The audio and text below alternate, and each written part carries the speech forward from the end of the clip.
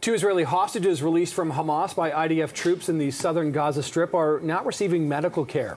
The army identified the rescued hostages as 60-year-old Fernando Simon Marmont and 70-year-old Louis Har. They were both abducted by Hamas from their kibbutz on October 7th in the initial attack that triggered the war. Israel says they were rescued from a residential building in Rafah.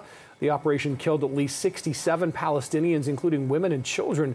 This, according to Palestinian health officials. Now, the niece of rescued hostage Fernando Simon Marmont says her entire family is happy about the return of her uncle, along with her mother's partner.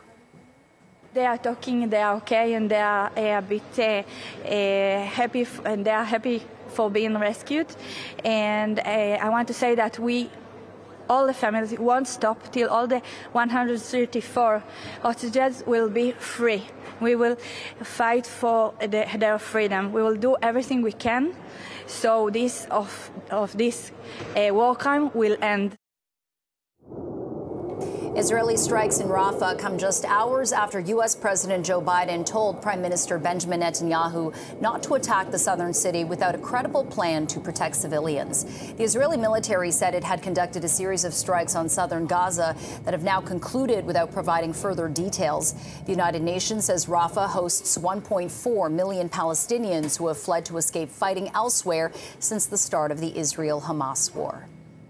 From 1 hour of the victims of this strike, and this is why we are receiving the injured people, and we are sending them to the European Gaza hospital. I do hope that the European Gaza hospital is still able to receive the injured people, because actually otherwise the body who is sent there will die without any interference, because there is no bed capacity, there is no ability of the hospitals because of the shortage.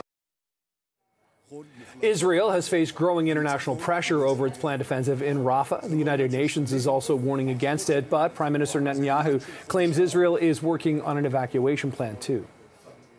The areas that we've cleared north of Rafah are plenty of areas there, but we are working out a detailed plan to do so.